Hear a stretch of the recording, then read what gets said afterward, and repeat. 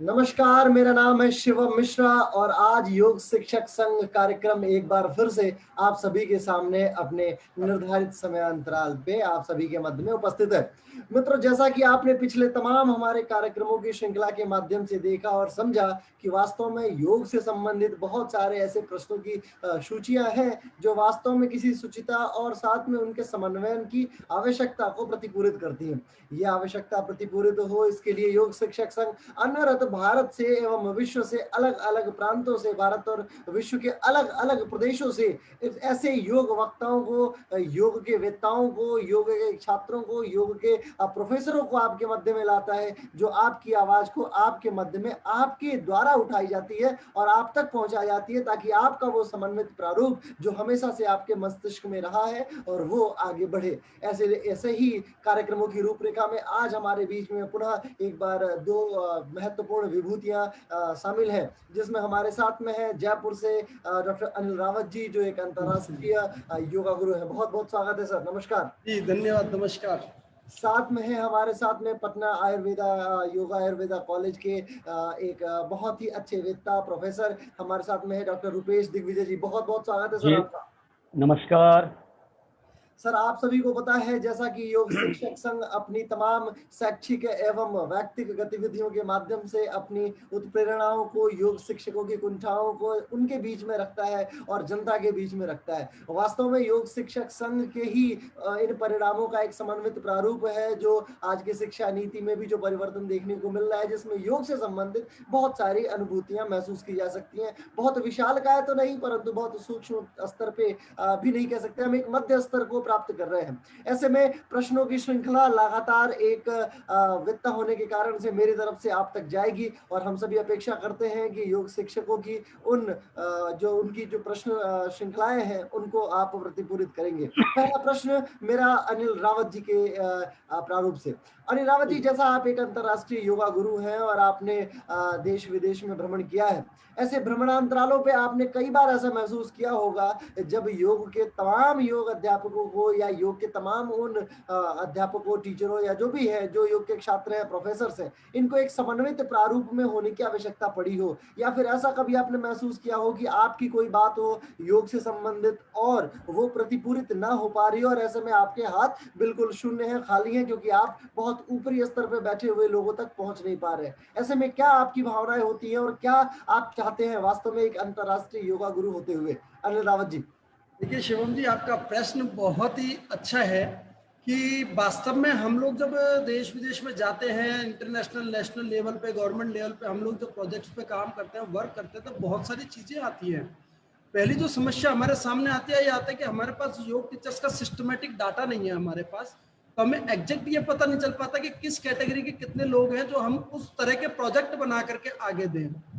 दूसरी चीज ये है कि हम लोग एक यूनिटी के साथ लोग आगे नहीं आ पा रहे हैं, तो गवर्नमेंट लेवल पे जो काम होने चाहिए वो गवर्नमेंट लेवल पे वो काम नहीं हो पा रहे हैं। तीसरे, जब हम गवर्नमेंट से बात करते हैं तो बहुत सारी सिचुएशंस आती हैं कि गवर्नमेंट भी इसको लेवल पे उठाना चाहती है, गवर्नमेंट के जो टॉप मैनेजमेंट वो उठाना चाहते हैं, पर सिस्टम सपोर्ट नहीं करता। और उसका बहुत बड़ा कारण ये है कि हम लोग योग टीचर्स चाहते हैं कि आगे बढ़े, पर यूनिटी के साथ हम लोग गवर्नमेंट के साथ जो प्रॉपर कम्युनिकेशन होना चाहिए वो हमारा नहीं हो पाता है। इसलिए गवर्नमेंट कोई भी स्ट्रॉन्ग डिसीजन लेने से इस समय बचती है और उसका जो प्लेटफॉर्म पे हमें फायदा मिलना चाहिए वो नहीं मिल पा रहा है। इनडायरेक्ट वे में गवर्नमेंट बहुत काम कर रही है। जैसे अभी आपने देखा कि हर साल योग दिवस पे गवर्नमेंट लगभग 200 देशों में योग टीचर्स को भेजती है, या वहां पर जो योग टीचर्स उसको करते हैं, उनका आना जाना रुकना खाना सब गवर्नमेंट उठाती है, पूरा एमएससी के साथ होता है। इसके अलावा 2-2 साल के पीरियड पे योग टीचर्स को भेजते हैं वहां पे एज ए कल्चर टीचर, तो वहां पे भी बहुत बड़ा अचीवमेंट योग टीचर्स को मिलता है। और आपको जानकर खुशी होगी कि हमारे प्रयासों से बहुत सारे योग टीचर्स ने इन बेनिफिट का, इन सब चीजों का, सुविधाओं का फायदा लिया है। बाकी गवर्नमेंट वेलनेस लेवल पे काफी काम कर रही है। तो यहाँ पे मैं एक चीज कहना चाहूंगा सभी योग टीचर से, पहली चीज जरूरत है हमें एक यूनिटी के साथ आगे आने की, जिसपे मैं बहुत काम करता रहा हूँ और अभी भी कर रहा हूँ।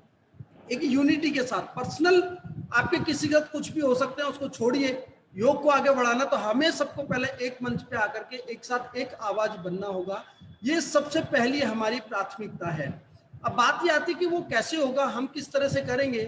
तो इसमें हमें एक लीड करना होगा कि जितनी भी देश की यूनिवर्सिटी, ये मेरा विचार है, जितनी भी देश की यूनिवर्सिटीज हैं सारे एक इंपॉर्टेंस रोल प्ले कर रही हैं उस चीज के लिए, उन सबको एक साथ। दूसरा, जितने संस्था बने हुए हैं बड़े नेशनल लेवल की, इंटरनेशनल लेवल की, जितनी योग की संस्थाएं बड़ी, सबके प्रतिनिधि, एक पूरा ग्रुप बनेगा। तो लगभग 200-300 लोगों का ये पूरा एक वो मंडल बनेगा, और उसमें से 5 लोग या 3 लोग केवल इस तरह के बने उसमें जो कि गवर्नमेंट से कम्युनिकेट करें। ठीक है, तो ये थोड़ा सा हमें इस मोटिव पे जाना पड़ेगा, और वो ऐसे लोग हो जिन्होंने अपना जीवन साधना में ही दिया हुआ हो, किसी व्यक्तिगत उस पर लगे हुए हो या किसी व्यक्तिगत हो तो वो उतना हित नहीं साध पाते हैं समाज का, कहीं ना कहीं व्यक्तिगत मोटो हो जाता है। ये हमारा पर्सनल 20 साल का मेरा खुद का एक्सपीरियंस रहा है बचपन से आज तक। तो ऐसे होने चाहिए जो साधक हो, जिनका उद्देश्य केवल योग को आगे बढ़ाना हो, व्यक्तिगत कोई मोटो नहीं हो। ऐसे 3 से 5 लोगों को हम लेकर के आए, बहुत बड़ी से। यहाँ मैं नाम नहीं बताऊंगा कि किन लोगों को हम ला सकते हैं, एक विचार है, हम लोग सब बैठ करके इस पर विचार कर सकते हैं, सारी संस्थाओं को एकजुट करें और गवर्नमेंट से कम्युनिकेशन का माध्यम बनाए। जैसे कि डॉक्टर्स का एसोसिएशन बना हुआ है, सीए का एसोसिएशन बना हुआ है, ऐसे हर प्रोफेशनल का एसोसिएशन बना हुआ है, ऐसे ही हमें एक योग टीचर्स का एसोसिएशन भी बनाना चाहिए जिसको लेकर के हम लोग काम करें और ये प्रतिनिधि के रूप में हम काम करें। तो ये विचार है मेरा कि नेशनल इंटरनेशनल लेवल पे हम लोग तब इसको प्रॉपरली हम लोग सबको फायदा मिल पाएगा इसका। बिल्कुल बिल्कुल। मेरा अगला प्रश्न जो है वो हमारे विद्युत शील परिषद के बहुत ही विद्वान नेता है रुपेश जी। रुपेश जी, जब हम बात करते हैं किसी योग की महत्वाकांक्षा की, जब हम बात करते हैं योग को एक प्रोफेशन के तौर पे देखने में, तो आप एज अ वेत्ता होते हुए, एक विद्वानशील व्यक्ति होते हुए, क्या आप योग को एक प्रोफेशन के तौर पे देखते हैं, या आप योग को एक साधना के तौर पे देखते हैं, या आप योग को एक चिकित्सा के तौर पे देखते हैं? आखिर इन तीनों में बेसिक डिफरेंस कैसे हम देख पाए कि ये साधना है या फिर, क्योंकि आज का युवा योग में जो आता है वो बहुत परेशान है कि योग को हम प्रोफेशन में माने या योग को साधना माने, और यही जो कुंठा उसके अंतरंग में रह जाती है वो इसी मध्यम मार्ग में रह के फंसा रह जाता है। क्योंकि आप विद्वान व्यक्ति हैं, इसलिए आपसे ये प्रश्न जानना बड़ा स्वाभाविक है कि योग को प्रोफेशन माने या साधना। रुपेश जी। जी, आप सबों का पहले तो अभिनंदन कर लूं योग शिक्षक संघ का, और बधाई आप लोगों को और धन्यवाद भी कि आप लोगों ने हमें याद किया है। एक शिवम मिश्रा जी, अभी मैं सुन रहा था अनिल रावत जी को। अनिल रावत जी जैसे कितने लोग होंगे पूरे भारतवर्ष में जिनको ये मौका मिलता है कि वो देश विदेश जाएं, घूमें और योग का परचम लहराएं। लेकिन जो अमूमन देखा जाता है, चूंकि मैं एक शिक्षक हूं और हमारे विद्यार्थी हमसे आके सबसे पहला प्रश्न करते हैं, सर 1 साल का मैं PGDYS कोर्स कर रहा हूं और आप उसके टीचर हैं, आप उसके कोऑर्डिनेटर हैं, तो ये जो हम 40,000 रुपये फीस जमा कर रहे हैं इसका फ़ायदा क्या होगा? तो मैं सिर्फ मुस्कुराते हुए कहता हूं कि इसका फ़ायदा ये होगा कि आप आदमी बनने की प्रक्रिया से जुड़ेंगे, आपको ये पता चलेगा कि हमें जीवन कैसे जीना है। तो इसके लिए तो मैदानों में फ्री में सिखाया जाता है, वो काफ़ी बढ़िया-बढ़िया डायलॉग बोलते हैं सर। एक से एक संस्कृत के विद्वान हैं, वो सब बोलते हैं, वहाँ सर पैसा लगता नहीं है। आपके कॉलेज में हमें 40,000 रुपया देना पड़ रहा है। यहाँ से मैं योग का कोर्स करके निकलूँगा, तो क्या हमें नौकरी मिलेगी? क्या मैं व्यावसायिक रूप से इसे अपना सकता हूँ? क्या मैं प्रोफ़ेशनल बन सकता हूँ? या सिर्फ ढाक के 3 पात होके रह जाएँगे, जैसा कि हम लोग कई वर्षों से देख रहे हैं। मैं अपने जीवन काल में मैंने कभी किसी भी व्यक्ति को, किसी भी लड़के को, किसी भी लड़की को हमने कभी ये नहीं कहा है, उनको कभी डिमोरलाइज़ नहीं किया है कि आप बेकार का इतना पैसा लेके यहाँ पर डिग्री ले रहे हैं या डिप्लोमा ले रहे हैं, आप मत करें। ये आपसे नहीं होगा, ये शून्य है, यहाँ कुछ नहीं मिलने वाला ये करने के बाद। मैं उन्हें ये ज़रूर कहता हूँ कि कम से कम कुछ तो आपको मिला। जब आप इसमें आएँगे, धीरे-धीरे पारंगत जब आप होंगे, गहरे पानी पैठ, जब कहावत है कि वो जो किनारे में खड़ा रहता है, वो पानी की गहराई क्या समझ सकता है जब तक कि उसमें वो डूबेगा नहीं। मोती उसी को मिलती है, जो वो आकंठ डूबता है नीचे में। लेकिन एक समस्या होती है समय की। आज के युवा कहते हैं कि हमारे पास वक़्त नहीं है।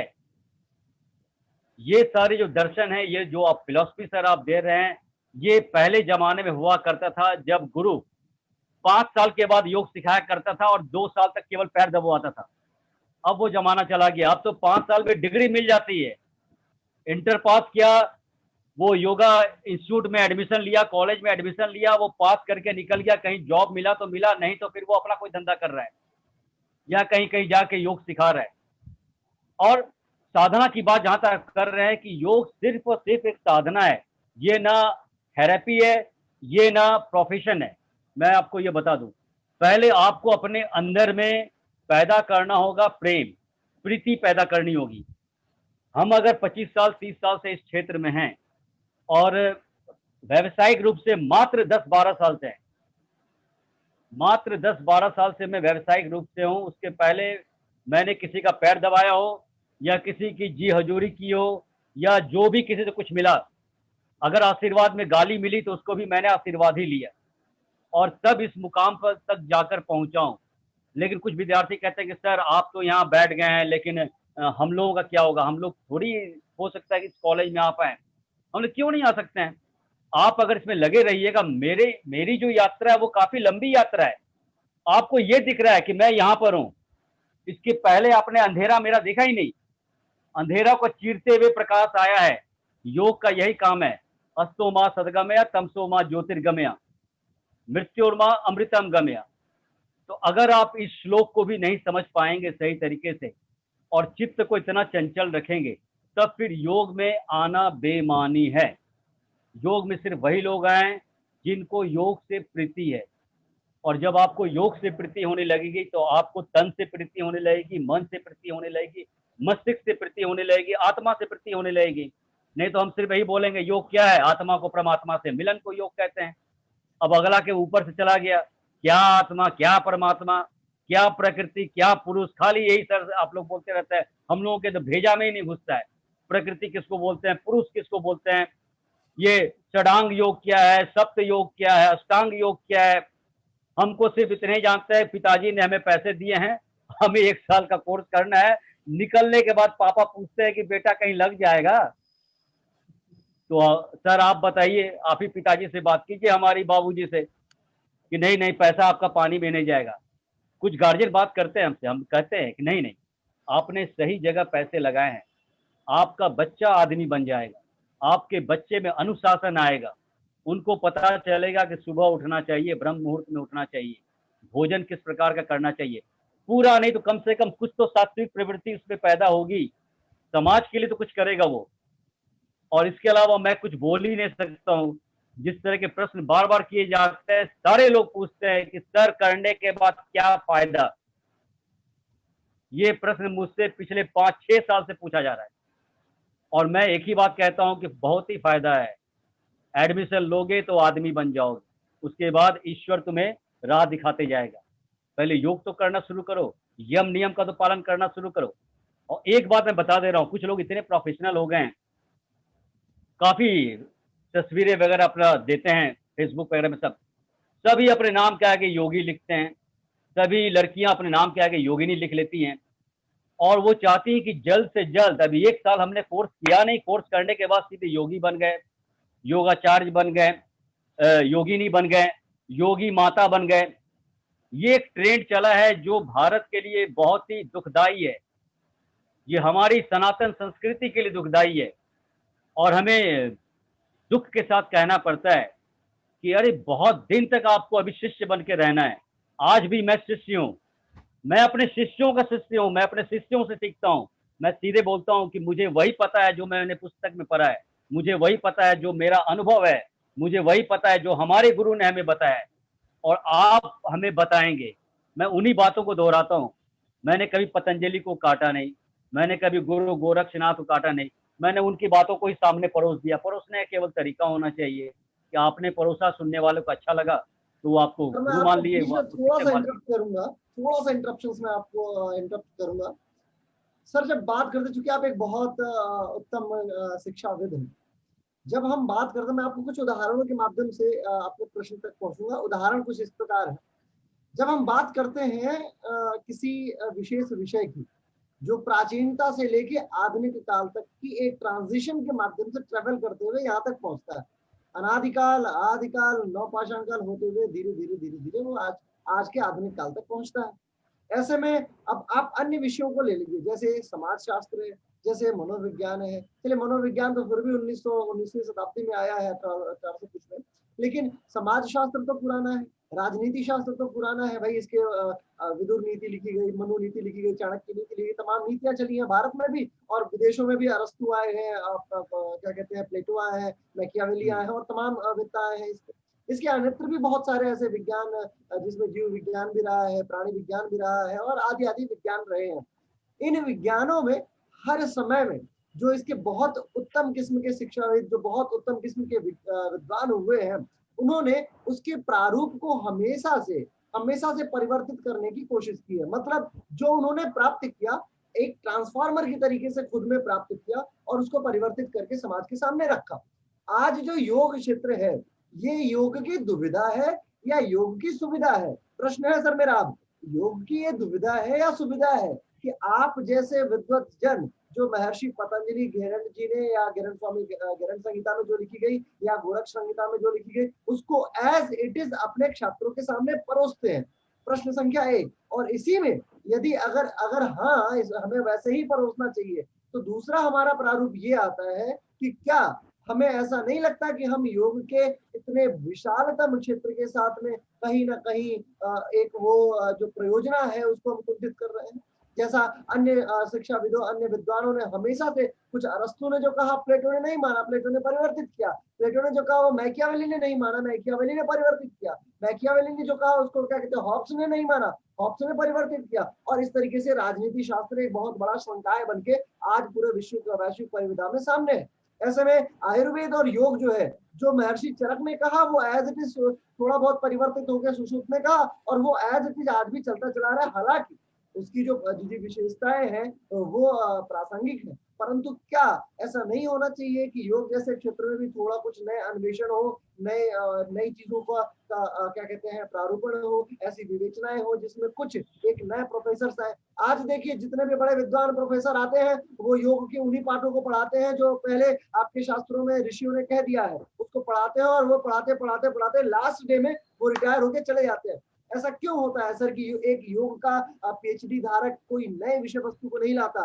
ऐसा क्यों होता है कि जब एक योग का छात्र पीएचडी करने जाता है तो उसका डायरेक्टर, उसका रिसर्चर हमेशा उसको यही बताता है कि उन्हीं विषय वस्तुओं को सामने ला के रखिए जिसपे आपको बहुत जल्दी डिटेल्स डॉक्यूमेंट मिल जाए, क्योंकि नई चीजें आप खोज नहीं पाएंगे और आप फालतू परेशान होंगे और मैं भी परेशान होऊंगा। इससे अच्छा है कि आप कुछ ऐसा लाइए जिस पर ऑलरेडी शोध हुई हो, कुछ डेटा हो, ताकि डेटा मैनिपुलेशन करके आप उसको फिर हमारे सामने प्रस्तुत कर सके। क्या ये योग के क्षेत्र के साथ हानि नहीं है सर? क्या इसका पूरा पूर्णतम विरोध नहीं होना चाहिए? क्या एक शिक्षाविद होते हुए आपके मस्तिष्क में ऐसे ख्याल नहीं आते कि हमें वास्तव में कुछ ऐसा करना होगा जिसमें वास्तविक प्रारूपित विवेचन में हम इसको प्रस्तुत कर सके, कुछ परिवर्तन कर सके और ये लिखा जाए आगे भविष्य में आगे आने वाले छात्रों के लिए कि डॉक्टर रुपेश ने भी एक थ्योरी दी है योग में जो पढ़ाई जानी चाहिए आगे आने वाले 20 साल बाद में? ऐसा क्यों है सर डॉक्टर रुपेश?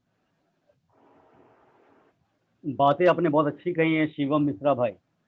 ऐसा है, योगाचार्य BKS अयंगर साहब हुए, बहुत जाने माने योगाचार्य हुए, ब्रह्मांड के बहुत बड़े योगाचार्य हुए। उन्होंने बहुत कुछ तब्दीलियां की और तब्दीलियां क्या की, उनको ऐसा लगा कि हम चिकित्सा के क्षेत्र में योग को ला सकते हैं, बहुत हद तक सफल भी है। लेकिन हमारा ऐसा मानना है, क्योंकि षड दर्शन में योग दर्शन एक दर्शन है और उस समय के ऋषि मुनियों ने, मनीषियों ने जो कुछ लिखा बहुत ही रिसर्च करने के बाद, अनुसंधान करने के बाद ही लिखा, और बीच का काल बिल्कुल ही अलग थलग रह गया, अलग रह गया इससे, योग से। खासकर जब यूनानी हमारे देश में आए तो योग जो है वो थोड़ा दूसरे तरीके का हो गया, उसमें भोग की प्रवृत्ति ज्यादा हो गई और धीरे धीरे करते करते हम योग को भूलने ही लग गए और हम चले गए आपका जो ये होता है साधना पथ, दूसरे तरह का साधना पथ में हम लोगों ने ये किया। कभी हम लोगों ने एकाकार होकर या हमने कभी ये निराकार भाव से किसी ईश्वर की पूजा करना, थोड़ा सा उससे हम लोग अलग हुए। लेकिन मैं आज भी दावे के साथ कहता हूं कि हमारे आयुर्वेद में सुश्रुत ने जो लिख दिया, या चरक संहिता में चरक ने जो लिख दिया, या हमारे जीवक ने, जो महात्मा बुद्ध के पर्सनल डॉक्टर थे, उनके वैद्य थे, उन्होंने जो लिखा, या सुसेन ने जो रावण के थे पर्सनल डॉक्टर, उन्होंने जो लिखा, वो सब भी अपने प्राचीन काल के जो ग्रंथ थे उनको ही उन लोगों ने उद्धृत किया और उनसे ही उन्होंने अपना निकाला जो भी ज्ञान का स्वरूप उनको मिला। और आज भी योग, सब कोई कहता है चलो योग का मतलब है, योग है, जुड़ना है, सब कुछ है, जो आत्मा का परमात्मा से मिलन है। हम इसको किसी दूसरे टर्म में इसको बदल ही नहीं पा रहे हैं। आज तक मैं इस क्षेत्र में रहा हूँ, मुझे नहीं लगता है कि उन्होंने कुछ गलत बातें उसमें कही हैं या कुछ गलत ये किया। हाँ, शुरू में 33 कोटि देवी देवताओं के देखकर अगर 33 कोटि योगासन तैयार किए गए तो महर्षि पतंजलि ने उसको सबसाइड कर दिया। उन्होंने बताया कि भाई इतने सारे ही आसन हैं जो आपको करने हैं, आपके शरीर शुद्धि के लिए काफी है। घेरंड मुनि हैं तो उन्होंने कहा कि सठ कर्म करते हैं, सठ कर्म करते ही आप योग में पारंगत होने लग जाएंगे। और आज सठ कर्म जो है अधिकतर इंस्टीट्यूटों से निकाल दिया गया है। सिर्फ हम डिग्रियां बांट रहे हैं, हम डिप्लोमा दे रहे हैं, लेकिन आप पूछिए कि भाई नेति आता है करने, आपको वमन आता है करने, आपको वस्ती आती है करने, आप एनिमा कैसे लिया जाता है आपको आता है करने, तो नहीं सर, ये सब तो हम लोगों को पढ़ाया नहीं जाता है। और ये मैं दावे के साथ कहता हूं कि सत्कर्म के बिना योग अधूरा है। आज भी मैं कह रहा हूं, जिन आश्रमों में कराया जाता है, जहां सत्कर्म कराया जाता है, वो बच्चे योग में पारंगत होने लगते हैं और उनके अंदर में इस तरह की बातें नहीं आती हैं कि हम किस तरफ जाएं, मैं प्रोफेशनल बनूं या मैं साधना रत हूं, मैं किस तरफ जाऊं। और वो व्यक्ति धीरे धीरे प्रभु उनको मार्ग दिखाता है, वो प्रोफेशनल केस में आते हैं, वो शिक्षक बनते हैं, वो लेक्चरर बनते हैं, आगे बढ़ के वो प्रोफेसर बनते हैं, एचओडी बनते हैं, सब बनते हैं। लेकिन आप चाहिए कि मैं यहाँ से निकला चट मंगनी पट भैया वाली हाल इससे नहीं होती है कि मैं गया और हो गया। ना पहली नजर में प्यार होता है, इसमें तो बहुत ही संग्राम है, इसमें तो मेहनत करना पड़ता है। और दूसरी बात मैं बता दूं कि कोई भी अच्छी चीज जो अमृत होती है वो देखने में अच्छी नहीं लगती है, वो स्वादिष्ट भी नहीं होती है, लेकिन वो अमृत है, वो जीवन दायिनी है। और शुरू में बिल्कुल लोगों को उतना अच्छा नहीं लगता, लेकिन जैसे जैसे वो इसमें घुसते जाते हैं तब वैसे वैसे उनको अच्छा लगने लगता है कि हाँ योग ये चीज है। और बाकी विद्वानों के बारे में मैं नहीं कह सकता हूँ कि उन्होंने क्या इस पर रिसर्च किया है क्या नहीं किया है। रिसर्च की बात आप करेंगे तो आज के काल में अगर आप मैं बिहार का रहने वाला हूँ, मुंगेर हमारे बिहार में ही है। स्वामी निरंजनानंद जी बहुत अच्छा काम कर रहे हैं। स्वामी सत्यानंद जी महाराज को पूरे विश्व में कौन नहीं जानता है। उनकी लिखी हुई किताब आसन प्राणायाम मुद्रा बंद, ये गीता की तरह माना जाता है। इसको भी हमने पढ़ा तो इसमें तो वही दिखा है जो लिखा हुआ है घिरंड संहिता में, लिखा हुआ है जो आपके पतंजल योग सूत्र में लिखा हुआ है। ये सब को मिला जुला कर एक बहुत ही अच्छे तरीके से उन्होंने एक सूक्ष्म व्यायाम के साथ उन्होंने तैयार किया। स्वामी धीरेन्द्र ब्रह्मचारी जिन्होंने सूक्ष्म व्यायाम का, जिनको ज्ञाता माना जाता है, प्रणेता माना जाता है, उन्होंने भी इस तरह के कार्य किए। लेकिन कोई स्पेशल ऐसा नहीं है कि उन्होंने कोई शोध उस तरह के किया है कि उनके नाम से चले। कभी भी आपने देखा नहीं होगा कि धीरेन्द्र ब्रह्मचारी योग नहीं लिखा रहता है या स्वामी सत्यानंद योग नहीं लिखा रहता है। लेकिन मैं कई लोगों को देख रहा हूं वो अपने नाम के साथ योग को जोड़ते हैं। मैं नाम किसी का लेना नहीं चाहूंगा, आपको भी पता है विश्व में कई इस तरह की धाराएं बह निकली हैं जिसमें अपना नाम उन लोगों ने डाल दिया है कि मेरे नाम का योग है। अरे आपका योग हो ही नहीं सकता है, ये तो वैश्विक है। और जिन्होंने योग निकाला है ये वशिष्ठ का योग है तो वशिष्ठ का योग है, उसने उस समय उन्होंने तैयार किया था। अगर ये आपके ये घिरंड मुनि ने किया है तो वो घिरंड मुनि का ही तैयार किया हुआ है। आप उसमें थोड़ा सा उसको फास्ट कर दिया, थोड़ा सा चटपटा बना दिया, थोड़ा मसालेदार बना दिया तो उन्होंने आपने अपना नाम लिख दिया उसके सामने में। तो इसका मैं घोर विरोधी रहा हूं और आगे भी रहूंगा। मैं अपने योग को उसी रूप में देखना चाहता हूं जिस रूप में योग था पहले प्राचीन काल। मैं धन्यवाद। आपके इस विवेचना को थोड़ा सा अनिल रावत जी की तरफ लेके जाना चाहूंगा। अनिल रावत जी, मैं एक उदाहरण आपके सामने प्रस्तुत करता हूँ। उदाहरण है, जी जी जब हम बात करते हैं अष्टांग की, 8 है। बुद्ध फिलॉसफी में भी अष्टांग की बात की गई है, योग फिलॉसफी में भी अष्टांग की बात की गई है और अष्टांग की बात आयुर्वेदिक फिलॉसफी में भी की गई है। मैं आपके सामने प्रतिपूर्ति करता हूँ, जरा इस पे गौर कीजिएगा। जो आयुर्वेदिक प्रतिपूर्ति है उसमें कहा गया शल्य, शाल्याक्य, काय चिकित्सा, भूत विद्या, कौमार भृत्य, अगत तंत्र, रसायन तंत्र, वाजीकरण, ये और यम, नियम, आसन, प्राणायाम, प्रत्याहार, धारणा, ध्यान और समाधि। आप देखिएगा इन दोनों पर आप जरा अंतर जस्टिफाई करने की कोशिश कीजिएगा। मैं बहुत गूढ़ता में घुस रहा हूँ धीरे धीरे। आप देखिए शल्य की बात करते हैं, शाल्याक्य की बात कर रहे हैं, रसायन तंत्र की बात कर रहे हैं, इस वाले प्रोसेस में, और यम, नियम, आसन, इस वाले प्रोसेस में डिफरेंस कीजिए। आप एक बात इसमें ढूंढ के निकाल लेंगे, आपको ऐसा तो जरूर महसूस होने वाला है कि जो अष्टांगा है आयुर्वेदा का और जो अष्टांगा है इस दर्शन यानी योग दर्शन का, इन दोनों में एक बहुत गूढ़ डिफरेंस है। वो जो फिलॉसफी है, जो आयुर्वेद है, वो आपका कृत्य है और ये आपका कर्ता है। तो जो कृत्य है आज वो बाय डिफॉल्ट ऊपर है, और जो करता है वो खुद ब खुद इतना ज्यादा इतने राजनीतिकरण व्यवस्थाओं से अभिशिक्षित हो चुका है कि उसका आगे आ पाना मुश्किल है। अब आप इन कृत्य और कर्ताओं के मध्य में जो डिफरेंशिएशन है, जब आप इसको रेक्टिफाई करते हैं, इस डिफरेंशिएशन को रेक्टिफाई करते हैं, तो वास्तव में ये किस प्रकार से इसको हम जस्टिफाई कैसे करें एक योगा अध्यापक होते हुए, एक योग का शिक्षक होते हुए। और यदि मान लीजिए यदि मैं आयुर्वेद का भी शिक्षक हूँ, तो मैं और एक योग का शिक्षक हूँ, तो इन दोनों में या छात्र हूँ, तो इन दोनों में मैं इसको जस्टिफाई कैसे करूं? आखिर कर्ता और कृत्य में इतना डिफरेंस होता कैसे चला गया? और यदि होता चला गया तो इसका कौन इसका कारक था? और यदि कारक था, सभी लोग इसके वेत्ता ही हुए हैं पिछले अनादिकाल से लेके आज तक में, तो ये एकाएक ऑल ऑफ द सडन ये इतना बड़ा डिफरेंस कैसे? समझ रहे हैं आप ना? मैं ये कहने की कोशिश कर रहा हूँ कि आप जो अष्टांग है इसका, आप देखिए फिर से सुनिए जरा इसको। शल्य है, शाल्याक्य है, काय है, भूत विद्या है, कौमार भृत्य है, अगत तंत्र है, रसायन तंत्र है, ये एक विधा, और एक अष्टांग की विधा जो योगा की है, कर्ता और कृत्य, ये आज इतना डिफरेंशिएट हो चुका है, इतना परिवर्तित हो चुका है, तो इसका असर कर्ता कौन है? कैसे जस्टिफाई करें? हम कहाँ से कहाँ आ गए? हम कभी हम एबव द ट्रेंच थे, आज हम डाउन द ट्रेंच है। ये कहाँ है सर? कैसे इसको जस्टिफाई करेंगे अनिल आवत जी? देखिए शिवम जी, मैं बहुत सिंपल भाषा में आपको बताना चाहूँगा, बहुत ज़्यादा गूढ़ता में हम नहीं जाएंगे। पहली चीज़ तो ये, जो आपका प्रश्न जो मैं समझ पाया हूँ वो ये है कि आयुर्वेद और योग एक ही स्टूडेंट दोनों कर रहा है, तो वो दोनों को कैसे जस्टिफाई करें? मैं सही हूँ आपका क्वेश्चन? नहीं सर, प्रश्न ये नहीं। जी, प्रश्न मेरा ये है कि जो आयुर्वेद का अष्टांग है और जो योग का अष्टांग, ये दोनों 8 अंग है दोनों के।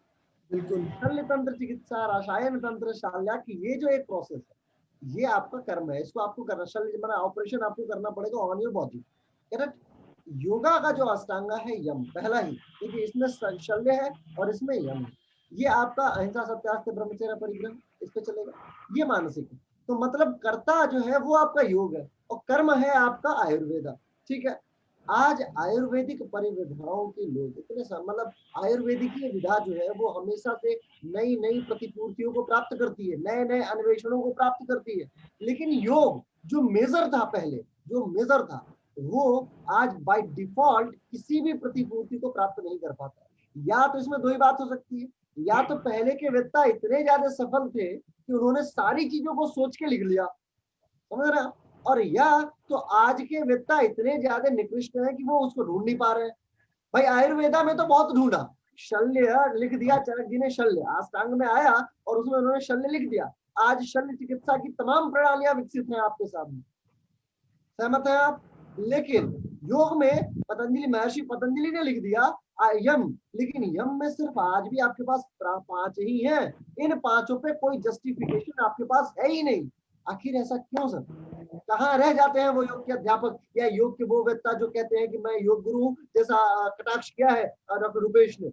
ये कटाक्ष करने वाले जो कटाक्ष के अभिषिक्त लोग हैं, जो जिनके ऊपर ये हो रहा है कटाक्ष, योगाचार्य, योग गुरु, योगिनी और XYZ जो लिखते हैं, आखिर ये लिख के उधर ही क्यों रह जाते हैं? क्यों नहीं ढूंढ पाते इस बात को कि मुझे चरक के जिसको लेगेसी को जो आयुर्वेद वालों ने आगे बढ़ाया है, वैसे we are the people who having our own shoulder, हमारा खुद का कंधा है, जो पतंजलि की लेगेसी है हम उसको आगे ले जाने वाले हैं। ये कैसे संभव है सर? देखिए मैं आपको एक छोटी सी चीज बताऊंगा शिवम जी। योग जो है ना, बेसिकली वो आचरण का नाम है, आचरण, व्यवहार, योग वो चीज है। आप जो पहली चीज ये कह रहे हैं कि आयुर्वेद बहुत आगे चला गया और योग में रिसर्च नहीं हुआ, मैं आपको एक छोटी सी चीज बताना चाहूंगा कि दुनिया में जितनी भी रिसर्च हो रही है वो सारी योग बेस्ड है। कैसे?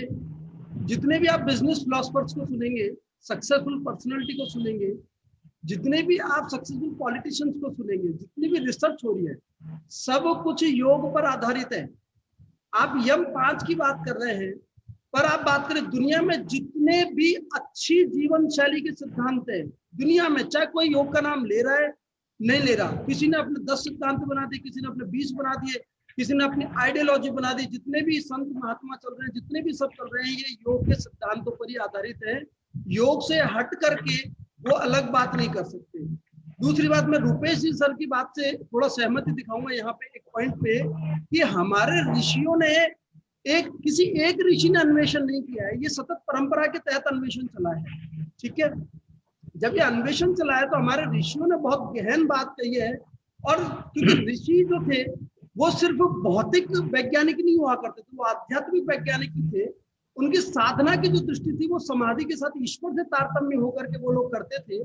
तो उनकी जो सिद्धांत बनाए वो सार्वभौम सिद्धांत है। यानी जैसे मैं आपसे पूछता हूँ सत्य, आप मुझे बता दीजिए, किसी भी बिजनेस फिलोसफर से बात करिए, आपको यदि बिजनेस में सक्सेसफुल होना है तो आपको सत्य और अस्तेय और ब्रह्मचर्य यानी संयम और सदाचार 3 चीजों का पालन करना पड़ेगा आपको, तब आप सक्सेसफुल पर्सनालिटी बन सकते हैं।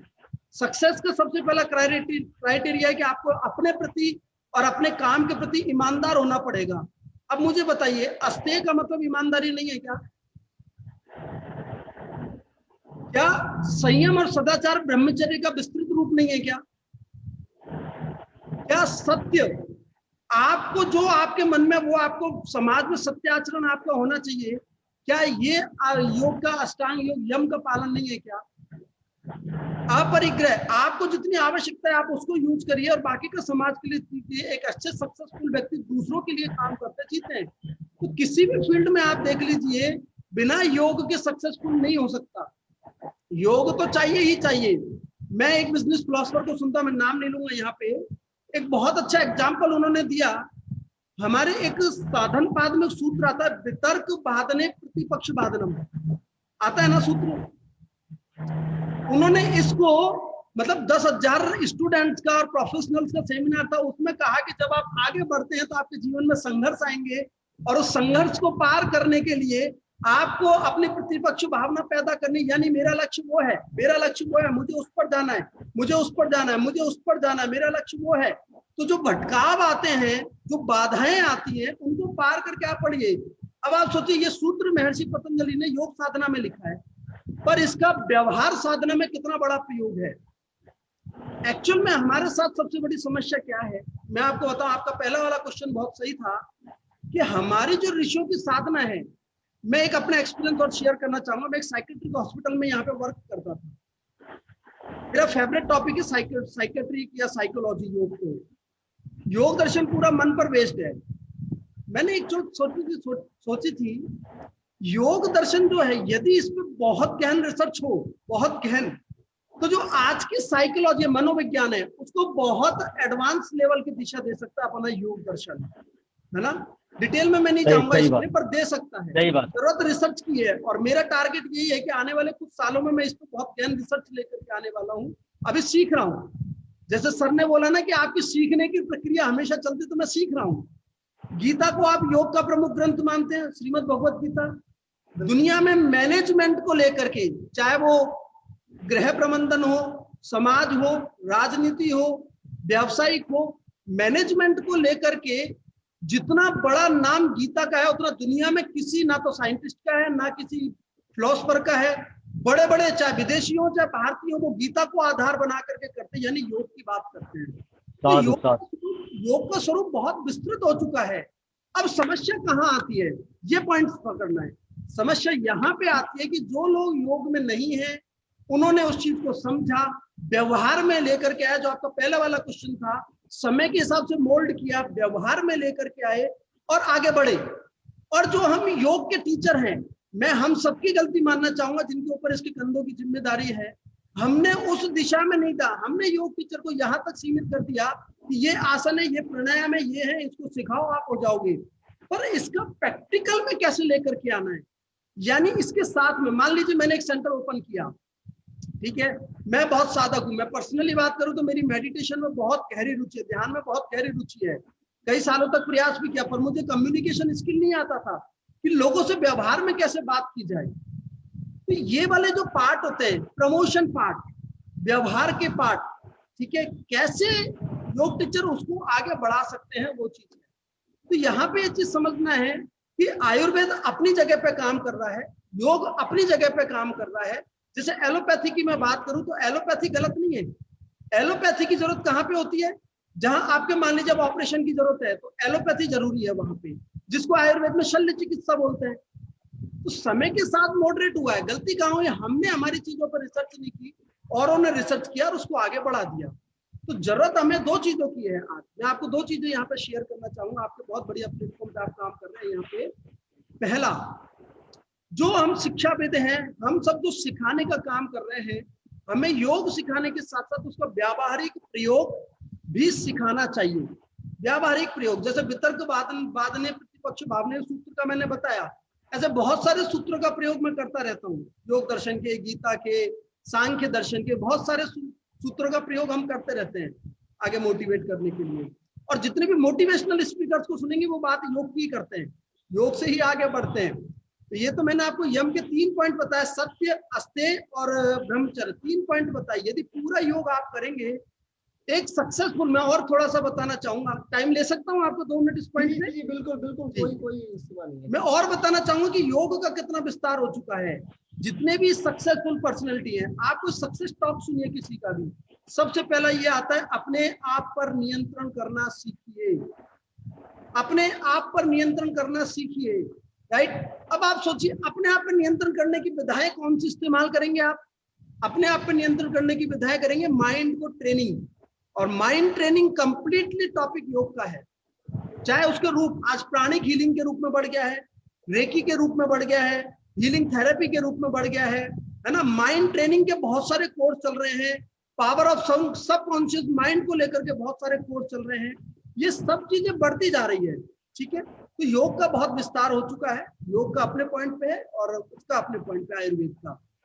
तो ये तो योग का विस्तार मैंने आपको बताया, और भी बहुत सारे पॉइंट है अपन जिससे बाद में कर सकते कभी, पर यहाँ इतना समझ में आ जाएगा कि योग बहुत तेजी से बढ़ रहा है। बिना योग के कोई आदमी आगे नहीं बढ़ सकता, कोई आदमी सक्सेस नहीं हो सकता, एवरेज रहेगा, ये तय है। दूसरा पॉइंट, अब हमें क्या समझना है, जो योग टीचर है उनको समझना है एक एवरेज इनकम पे आज का समय अर्थ युग है। और मास्लो ने मनोविज्ञान आप जब पढ़ेंगे साइकोलॉजी, तो मास्लो का आवश्यकता का सिद्धांत सबसे ज्यादा चलता पूरी दुनिया में। 8 तरह की आवश्यकताएं बताई है, उसमें पहली जो सबसे आवश्यकता होती है वो होती है जरूरत की, रोटी और कपड़ा। ये जरूरत व्यक्ति पहले पूरी करता है, फिर मकान पे आता है, फिर अपनी सुविधाओं पे जाता है, सुविधाओं के बाद उसको नाम और सम्मान की होती है, फिर अध्यात्म की ओर आता है। ये मैंने 8 नहीं बताई, मैंने उसको ब्रीफ में बता दिया है। तो सबसे पहला लक्ष्य ये है कि हमें योग टीचर्स को उस लेवल पे बनाना। आज लाखों योग टीचर हमारे देश में है, और एवरेज इनकम की मैं बात करूं तो 15 से 20 हजार रुपए की योग टीचर की एवरेज इनकम है। आज के समय में ये इनकम यदि योग टीचर्स की रहेगी तो वो योग के रिसर्च की बात नहीं करेंगे, वो योग को आगे बढ़ाने की बात नहीं करेंगे, वो सिर्फ अपना पेट भरने की बात करेंगे। तो उसके लिए उनको योग छोड़ के किसी और फील्ड में भी जाना पड़ा तो वो जाएंगे। तो समय के हिसाब से हमें थोड़ा परिवर्तित होना है। सबसे पहले एक योग टीचर को कम से कम 1,50,000 रुपए महीने कमाने वाला प्लेटफॉर्म हमें तैयार करना है। हम उस सिस्टम से काम करें कि व्यक्ति आर्थिक दृष्टि से एक एवरेज इनकम पे आए, तब हाँ वो फिर दिमाग लगा सकता है, क्योंकि परिवार की जरूरतें पूरी हो जाती है, खुद की जो दैनिक जरूरतें वो पूरी हो जाती है, फिर वो दिमाग लगाएगा कि अब मैं इसमें और क्या रिसर्च कर सकता हूँ। डेफिनेटली ये आवश्यकता ऑटोमेटिकली होती है। तो हम सबको मिलकर के उस चीज पे काम करना चाहिए कि एक योग टीचर सबसे पहले आर्थिक दृष्टि से सक्षम बने। और मैं आपको बताता हूँ, यदि एक एवरेज योग टीचर की इनकम 50,000 प्लस आएगी पूरे देश में, जो कि अभी 15,000 के आसपास है, ये मैं पूरा बिजनेस आंकड़ा आपको बता रहा हूँ जो स्टडी किया हुआ है, 50,000 एवरेज इनकम आएगी, तो जैसे लोग इंजीनियरिंग के लिए भीड़ जा रही है योग के कोर्स करने के लिए, डॉक्टर के लिए जा रहे हैं, ऐसे लोग योग में भी आए। इस तरह के सिस्टम से हमें काम करना चाहिए। तो ये पॉइंट है, और मेरी रिक्वेस्ट है, योग अपना काम कर रहा है, आयुर्वेद अपना काम कर रहा है, दोनों को आपस में कंबाइन नहीं करें। इसको जो चीज शूट करती है वो उस सिस्टम पे जाए। ये जी शिवांगी। बात बहुत अच्छी कही गई है। किसी संस्कृत के विद्वान ने बहुत अच्छी बात कही है, रुपेश सर। जी कहा है कि परात संक्रमाय येदम घोरम न च घोरम स्वयं वदेत् तितिक्षेतात्मनश्चय क्षमावान पृथ्वी समः। जी ये बात बेसिकली कौटिल्य ने कही है। कहा जी उन्होंने, यदि कोई बात ऐसी हो जो जनता जानना चाहती है, जनता चाहती है, तो राजा का कर्मचारी जो है वो राजा तक इस बात को पहुंचे, स्वयं वदे। अगर उससे हो तो ठीक है, नहीं तो खुद ही बोल दे, चगोरम स्वयं वदे। ठीक है। मैं बात करना चाह रहा हूँ सर, मेरा इशारा जो है वो योग के राजनीतिक परिविधाओं पे है। मैं ये जानना चाहता हूँ योग शिक्षक संघ के इस पटल के माध्यम से कि आचार्य चाणक्य ने जो ये बात कही थी, ये कहीं ना कहीं आज की परिविधा में परेशानी सी जान पड़ती है योग अध्यापकों के लिए। ना योग में कोई नौकरी आ पा रही है, ना ही ऐसा हो पा रहा है कि योग में कोई परमानेंट सॉल्यूशन आ रहा है, ना ही कोई काउंसिल आ पा रही है जो एक जिस तरीके से बार काउंसिल से, एससीए काउंसिल से, जैसा रावत साहब ने बताया, ऐसी कोई काउंसिल आ पा रही है। तो ये बात तो तय है, जहां तक जनता को विश्वास है, बहुत हजारों लोगों से ये मैंने बातचीत के आधार पर ये मैं आपके सामने डेटा रख रहा हूँ कि हजारों लोगों को ये विश्वास है कि ये हमारे देश का जो राजा है उस तक ये तो मुख्य बात पहुंच नहीं पा रही है, क्योंकि उसके पास कामों की कमी नहीं है। लेकिन ये जो कर्मचारी हैं, ये कर्मचारी वहां तक नहीं पहुंचा पा रहे हैं। ऐसे में आचार्य चाणक्य के उस श्लोक को आप अपने हिसाब से किस तरीके से देखते हैं, किस प्रकार से योग अध्यापकों की बात ऊपर तक पहुंच पाए? जी साहब। शिवम जी। डॉक्टर रुपेश जी जी जी बोल रही, मैं बोलूं? जी जी जी, आपसे प्रश्न था सर। ऐसा है कि अनिल रावत जी को मैं सुन रहा था, बड़ा ध्यानपूर्वक सुन रहा था। बातें उन्होंने लगभग जो मेरे मन की बातें हैं उन बातों को उन्होंने आपके सामने रखा है, आपके पटल पर रखा है। शिवम मिश्रा जी, ऐसा है कि योग में राजनीति तो हो रही है, चलिए अपनी जगह पर है, लेकिन अनिल जी का कहना है कि 50,000 रुपया या 40,000 रुपया भी अगर मंथली हो जाता है, अगर कुछ हो जाता है तो भीड़ वैसे ही होगी जिस तरह से इंजीनियरिंग या मेडिकल में एडमिशन लेने के लिए होती है। मैंने कुछ देर पहले कहा कि मुझसे एडमिशन लेने के पहले लोग यह पूछते हैं कि सर एडमिशन लेने के बाद, पास आउट करने के बाद एडजस्ट कर जाऊंगा। जहां तक पॉलिटिशियंस का सवाल है, ये राजनीतिज्ञों का सवाल है, पिछले साल मैं अपनी टीम लेकर गया था अपने आयुष मंत्रालय में, आयुष मंत्री जी से मिले।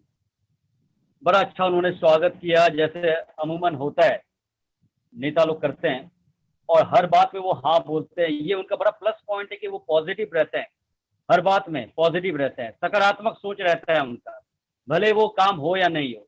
हम लोगों ने अपने हाथ से, अपने हैंड राइटिंग से लिखकर उनको चिट्ठी दिया, और ये बात जो आप अपने उठाया है, यही बात उसमें रखा गया था कि पास आउट बहुत सारे जगहों से लोग कर रहे हैं योग में, आपके PGDYS कर रहे हैं, MA कर रहे हैं, सब कुछ कर रहे हैं, लेकिन वो कहीं है नहीं, उनको जॉब नहीं मिल रहा है। तो सर, पूरे भारतवर्ष को लेकर मैं आपके पास आज आया हूं, इनका कुछ उपाय आप करें। आप मंत्री हैं आयुष मंत्रालय के, और इन पर कुछ विचार होनी चाहिए, इस पर कोई मीटिंग होनी चाहिए। कभी कोई मीटिंग होती नहीं है। हमने उनको ये भी बताया कि आयुष का फुल फॉर्म होता है आयुर्वेदा, योगा एंड नेचुरोपैथी, यूनानी, सिद्धा एंड होम्योपैथ। योगा कहाँ चला गया? आप सबकी बात करते हैं, आपके आयुष में आयुर्वेदा है, वो है, उनके डॉक्टर्स हैं। आपके आयुष में सिद्धा है, केरल में है, साउथ इंडिया में है, सिद्धा का प्रचलन है। होम्योपैथ है, लेकिन यूनानी है, लेकिन योग एंड नेचुरोपैथ किसी जगह दर्शन बहुत कम आता है। केरल में आता है, वहां सरकारी नौकरी मिलती है लोगों को, आपके मद्रास में मिल जाता है, साउथ में कुछ कुछ जगहों पे मिलता है, कर्नाटका वगैरह है, लेकिन यूपी, MP, बिहार, ये सब अछूता है। मैं राजस्थान के बारे में कह नहीं सकता हूँ, राजस्थान से क्योंकि हमारे अनिल रावत सर जी हैं, हो सकता है कि वहाँ पर नेचुरोपैथ का या योगा का बहुत अच्छा खासा वहाँ पर जॉब वगैरह का रहा हो, वहाँ पर होता हो, उनके बारे में हमें जानकारी नहीं है। तो मैं अपने बिहार के बारे में जानता हूँ और मैं अपने विद्यार्थियों को कहता हूँ कि देखो, मैं डिमोरलाइज नहीं कर रहा हूँ, तुम लोगों ने एडमिशन ले लिया है, बिहार में रहोगे, शून्य में रहोगे, कुछ करना है तो बिहार से बाहर निकलना होगा, फिर यूपी मत चले जाना, और बाहर जाना होगा उधर, और आगे बढ़ते जाओ, गोवा की तरफ जाओ अगर कुछ करना चाहते हो। और तो ये जो है, हम आपको आज दिल की बात बता रहे हैं। सच्चाई ये है कि आयुष मंत्रालय एक नकारा मंत्रालय साबित हो रहा है। आयुष मंत्रालय कुछ भी नहीं कर पाता है, वो कठपुतली बन गया है एलोपैथ के हाथों का, और कुछ नहीं। वो अपनी बात को रख नहीं पाता है, वो खुद एक मंत्रालय है, अपनी बात को नहीं रख पाता है। आज भी आयुर्वेद, मैं चूंकि आयुर्वेद सीखता हूं,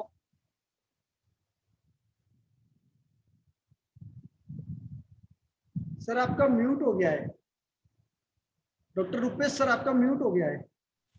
ऐसा एक इस तरह का कुंठा उनके अंदर में शामिल हो जाता है। या तो सैलरी को लेकर हो सकता है कि उनकी सैलरी उनसे डबल रहती है, लेकिन अब बिहार सरकार ने दोनों की सैलरी एक कर दी है, शुरुआती दोनों को एक ही सैलरी मिलेगा। लेकिन मैंने ये बात उठाया था यहाँ के डीएम के सामने, सीएम के सामने कि सर कुछ कीजिए, योग के शिक्षकों को भी ये भी बहाली की जाए, कुछ पैसे उनको भी मिल जाएंगे। रावत सर बोल रहे थे कि अगर 15-20 हजार जो है ये अमूमन औसतन मिलता है, 15-20 हजार नहीं है सर, 6,000 रुपए है, 5 से 6,000। बिहार सरकार भी अगर कहीं कहीं देती है तो वो 8,000 रुपए देती है बिहार सरकार, और प्राइवेट स्कूल में जो योग सिखाते हैं उनको 5 से 6,000 रुपए मिलते हैं। बहुत ही दुखदाई बात है ये, और फिर भी लोग कर रहे हैं, जा रहे हैं, सिखा रहे हैं और लगे हुए हैं योग के योद्धा। उनके पास कोई शस्त्र वैसा है नहीं, और अस्त्र तो जो उनके पास है, शास्त्र वगैरह जो भी उन्होंने थोड़ा बहुत पढ़ा है, थोड़ा बहुत जाना है, वो बताते हैं लोगों को। लेकिन उनके पास अर्थ की बहुत समस्या है, और अर्थ की समस्या को दूर कर सकते हैं जो दूर करने वाली वो सरकार हमारी है। और अगर वो चाहता है कि मैं खुद ही समस्या को दूर करूं, तो उसके लिए उनको बहुत आगे बढ़ना पड़ेगा, बहुत मेहनत करनी पड़ेगी, वो सबसे संभव नहीं है। जैसा कि सर ने कहा था कि बीच रास्ते में बहुत सारे लोग छोड़ के चले जाते हैं। उन्होंने ग्रेजुएशन किया योगा में, वो एमए कर लिए, बाद में वो पता चला किसी स्कूल में, प्राइवेट स्कूल में कुछ और सब्जेक्ट पढ़ा रहे हैं, योग है ही नहीं। क्यों भाई आप योग क्यों नहीं पढ़ा रहे हैं? क्योंकि इस स्कूल में योग है ही नहीं। मैं क्या करूं, मुझे परिवार चलाना है, घर चलाना है, तो मैं या तो अंग्रेजी पढ़ा रहा हूँ, या संस्कृत पढ़ा रहा हूँ, या हिंदी पढ़ा रहा हूँ, या साइंस पढ़ा रहा हूँ। और योग मैंने एमए किया योग में, मैं योग है ही नहीं मेरे इसमें। धन्यवाद। माफ कीजिएगा, थोड़ा मेरे पास प्रकाश का हाँ मैं देख रहा हूँ। जी जी जी, प्रश्नों की श्रृंखला लगातार लेकिन फिर भी जारी रहेगी। मेरी आवाज आप तक पहुंच रही होगी ऐसा मुझे विश्वास बिल्कुल है। बिल्कुल बिल्कुल, आपके बुलंद आवाज हमारे तक बहुत आराम से पहुंच रही है।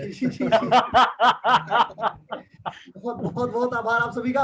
एक बहुत बड़ा प्रश्न आता है डॉक्टर रावत और डॉक्टर रुपेश, मैं आप दोनों से प्रश्न पूछना चाहूंगा। ये एक रेगुलेटरी बॉडी की जो बात अभी शुरुआत में की गई थी डॉक्टर रावत आपके द्वारा भी, वास्तव में क्या ऐसा नहीं लगता कि जो रेगुलेशन थ्योरी रही है, जो फिलिप कॉटलर थ्योरी रही है, जो मैनेजमेंट के इंटरनेशनल विद्वान रहे हैं, इनकी जो थ्योरीज रही हैं जिसमें रेगुलेशन का बड़ा मायने रहा है, वास्तव में योग के प्रारूपण में आपको ऐसा नहीं प्रतीत होता कि ये रेगुलेशन कहीं ना कहीं उस सार्वभौमिकता को प्राप्त नहीं कर पा रहा है? कहीं ना कहीं एक ऐसी प्राइवेट लिमिटेड संस्था के तौर पे खोल दी गई संस्थाएं हैं जो ये तमाम आपके सामने QCIT और आज और भी जो बनी हुई है योगा सर्टिफिकेशन बोर्ड, ये जो रेगुलेटरी बॉडीज हैं, क्या ये रेगुलेटरी बॉडीज है या ये लूटने की संस्था है या इनडायरेक्ट टैक्स का एक बहुत अच्छा साधन? क्या है ये? आपका इस पे कमेंट जानना चाहूंगा डॉक्टर रावत जी। शिवम जी, बहुत बढ़िया प्रश्न है आपका।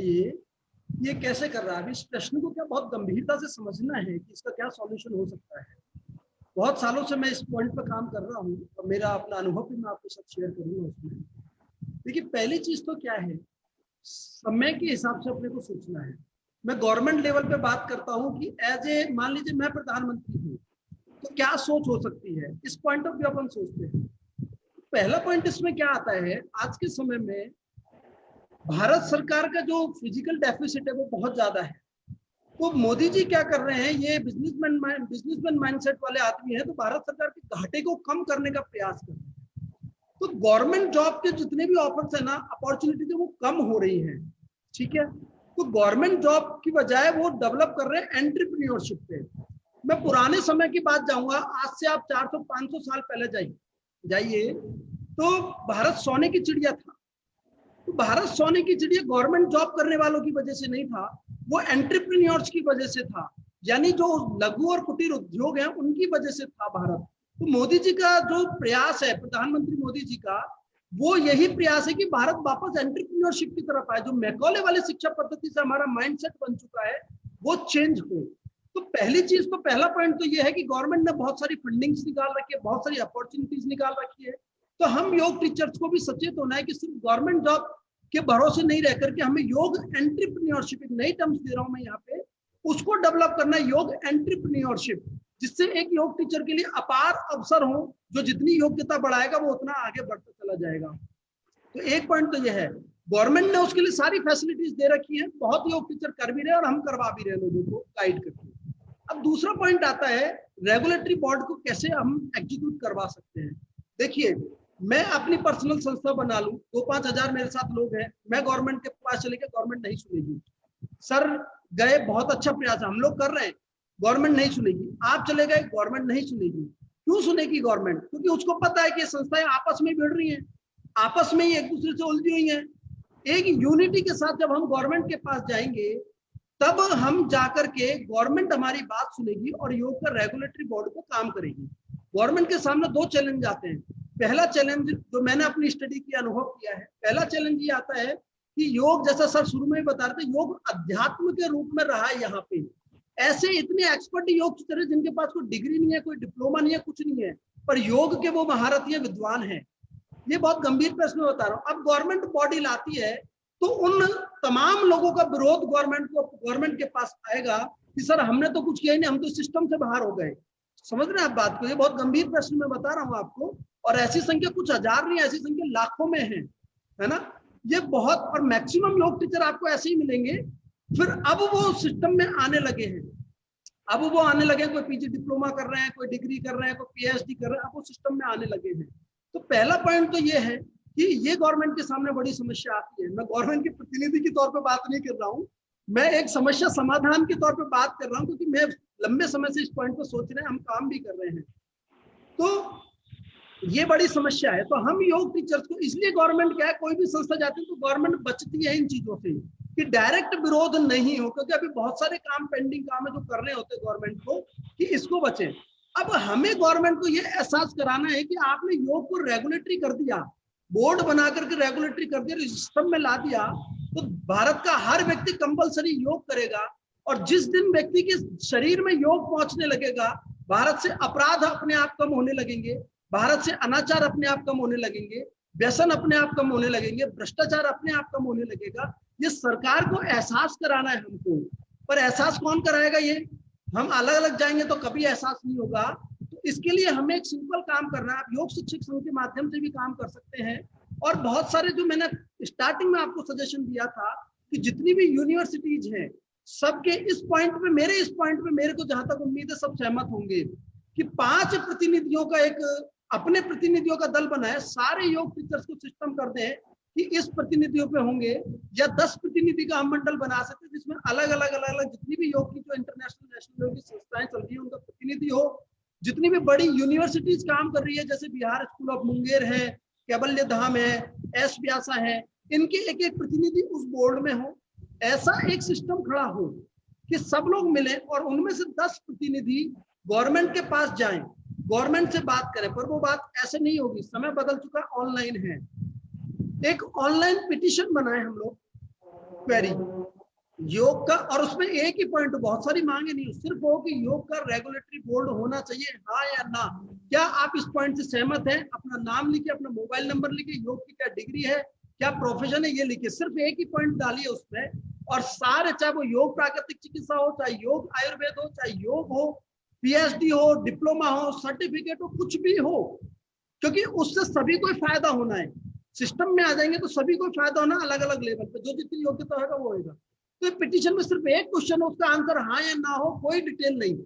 डिटेल काम हम जो जो टॉप अथॉरिटी पे आएंगे हम लोग, जो टॉप 10 लोग होंगे या टॉप 100 लोग होंगे, सबसे हम मंगा करके कर सकते हैं। तो ये पिटीशन दायर करें और देश में जितने भी हो जाएंगे, आपको लक्ष्य है कि 1,00,000 लोगों की सहमति होनी चाहिए इस पिटीशन पे। 1,00,000 योग टीचर्स की सहमति इस पिटीशन पे होनी चाहिए।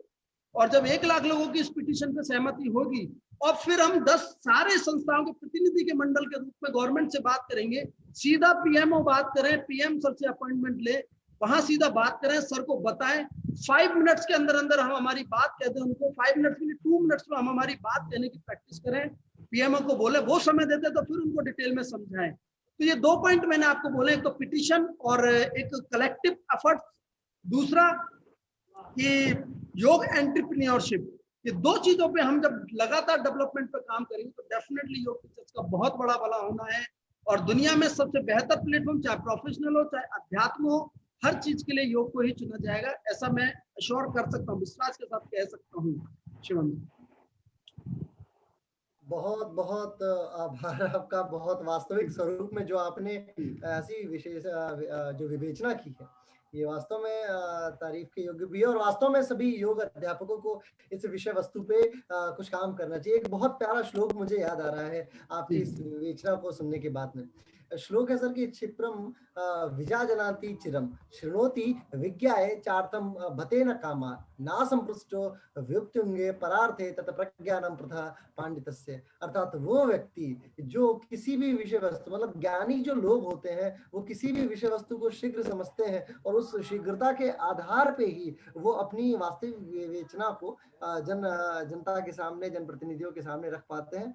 वास्तव में पांडित्य वो है। आज योग शिक्षक संघ आप दोनों को प्राप्त करके, आप दोनों को अपना वक्ता प्राप्त करके, अतिथि प्राप्त करके गौरवान्वित महसूस कर रहा है। और जिन विषय वस्तुओं पे सर आपने बात की है, वास्तव में ये जिन जिन अध्यापकों, मुझे विश्वास है कि कम से कम 50,000 लोग इसको देखेंगे और उनके वो जो आपने ये विवेचना दी है, हो सके उनके मस्तिष्क में ये बात जरूर प्रतिफलित हो। और योग शिक्षक संघ आपके साथ, आपकी इन विवेचनाओं के तौर पे और तमाम जो विचारशीलता आई है, इन विचारशीलता पे कार्यरत करने के होने के लिए प्रतिबद्ध है। और ये प्रतिबद्धता आपके सहयोग की अपेक्षा के बिना प्रतिपूरित नहीं हो सकती है। ऐसे में योग शिक्षक संघ और आप तमाम योग अध्यापकों से भी ये बहुत करबद्ध प्रार्थना है कि आप साथ आए और साथ मिलके कुछ तो हमें ऐसा करना है, जैसा डॉक्टर रावत ने और जैसा डॉक्टर रुपेश ने कहा है, इन दोनों चीजों को हमें सबके पूरे वैश्विक पटल पे सामने रखना होगा। बहुत बहुत आभार सर आप दोनों का, आप आए अपने इतने व्यस्ततम शेड्यूल में से भी। आज रविवार का दिन है, मैं समझ सकता हूँ पारिवारिक। एक पॉइंट मैं और कहना चाहूंगा, आपको माफी चाहूंगा आपकी बात रोकने के लिए। जी जी जी जी। क्योंकि मैं पर्सनली, मेरा ये रहता है कि हम कुछ भी काम करें तो सॉल्यूशन पे काम करें और स्टार्ट करें, है ना? तो आप चाहें तो आप योग शिक्षक संघ के माध्यम से या आप किसी के भी माध्यम से एक व्यक्ति को इनिशिएट लेना पड़ेगा। इसका इनिशिएट बिना ये चीज कभी शुरू नहीं हो पाएगी। एक व्यक्ति को इनिशिएट लेना पड़ेगा। तो ये इनिशिएट आप भी ले सकते हैं, योग शिक्षक संघ के माध्यम से भी लिया जा सकता है ये इनिशिएट। ये पिटीशन का यदि सबको ठीक लगता है तो इस तरह का इनिशिएट लेकर के, पहली चीज इस पिटीशन पे सबकी सहमति होगी कि हाँ ये चीज ठीक है, उसके बाद फिर कैसे करना उस पर प्लान होगा। तो आप इनिशिएट इसको लें, यदि आपको ठीक लगता है तो आप विचार विमर्श करके अपना करें। जैसा सहयोग मुझसे बन पड़ेगा, जितना बनेगा, मैं हमेशा तत्पर हूँ योग से सेवा के लिए, योग को आगे बढ़ाने के लिए।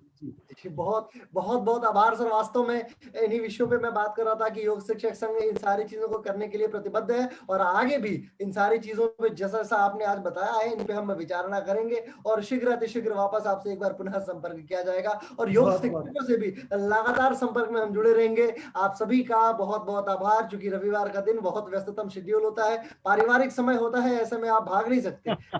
कार्यक्रम शेड्यूलों से तो जा सकते हैं लेकिन परिवार से दूर नहीं जा सकते। तो ऐसे में आपका बहुत बहुत धन्यवाद। आप आए, आपका ही बहुत बहुत आभार। धन्यवाद। आपने बहुत अच्छा प्लेटफॉर्म दिया है। वास्तव में योग टीचर्स के लिए अच्छा प्रयास है, ऐसा लगातार होते रहना चाहिए। हमारी शुभकामनाएं आपके साथ। और मैं एक बात कहना चाहूंगा, शिवम मिश्रा जी, अनिल रावत सर ने जो बात कही है उस बातों से मैं पूर्णतः सहमत हूँ और इस पर आगे बढ़ना पड़ेगा, कार्रवाई करनी होगी। तभी बाकी जितने भी योग शिक्षक हैं और या योग के छात्र हैं, उनके अंदर में एक साहस का संचार होगा। अगर इस तरह का प्लेटफॉर्म तैयार होता है तो ये, चलिए आज का सार्थक रहा और इसके लिए बहुत बहुत सभी लोग साधुवाद के पात्र हैं। सबको हमारी तरफ से भी प्रणाम। बहुत बहुत आभार सर। नमस्कार। हरिओम तत्सत।